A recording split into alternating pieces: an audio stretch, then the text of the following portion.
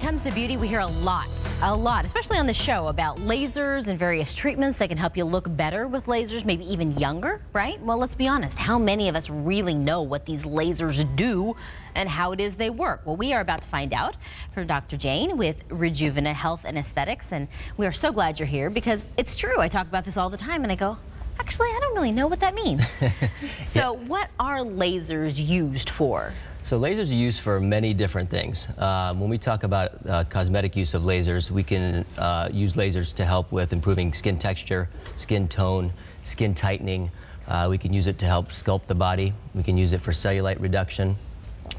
We can use it for acne scarring, for superficial like spider veins. So there's a lot of different uses that lasers have. And I mean, of course, outside of the cosmetic industry, you can use lasers in dentistry. You can use it for helping with ablative procedures as well. So there's a lot of different uses for lasers. So I'm really kind of fascinated with how a laser can be used on such a gamut of services and kind of beauty. Yeah.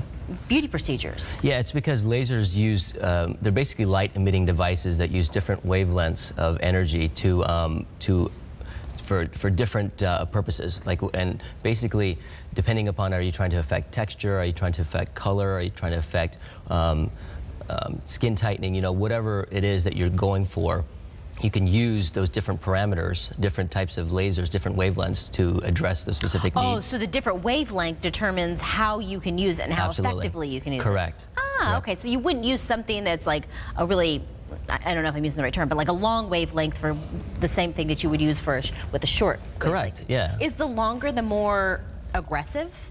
Well, it kind of depends now. I mean, nowadays we're actually getting into the higher wavelengths where you can create some profound change with minimal downtime, meaning minimal removal of the top layer of skin. Speaking of the removal of the top layer of skin, I want to look at some pictures because you sent these to me when I was saying, I don't get how this, I mean, show me something, Dr. Jain. You're like, no problem, let me send something to you. And this is one of the things that you sent to me. Sure.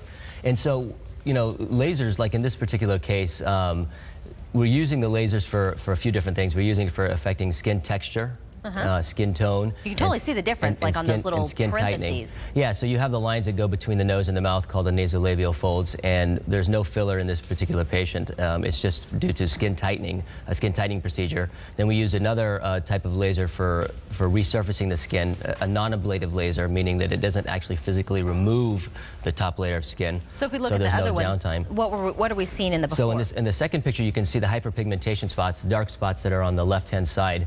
On the left picture, you can see that on the right side that they're gone. Okay. And actually, that's a procedure that you can start doing even for precancerous lesions. Oh, okay. And actually apply like a levulonic acid, which is a naturally occurring acid to the face. And so then you're combining the acids with the lasers. Correct. Before I let you go, I do want to know, because I know that there's always like the next up and coming thing. So what's the buzz with lasers now that everybody's going to start hearing about? Well, there's a few things.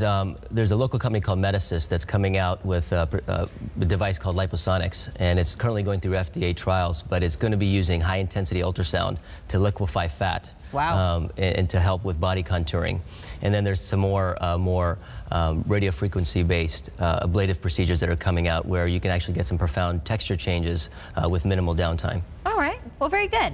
Now we know who to go to when we need to find out what exactly we need to laser on our body. Dr. Jain, good to see you as always. Nice to see you as well. So I appreciate you on the show. And if we're going to have Dr. Jain's contact information under the links portion on sonoranliving.com.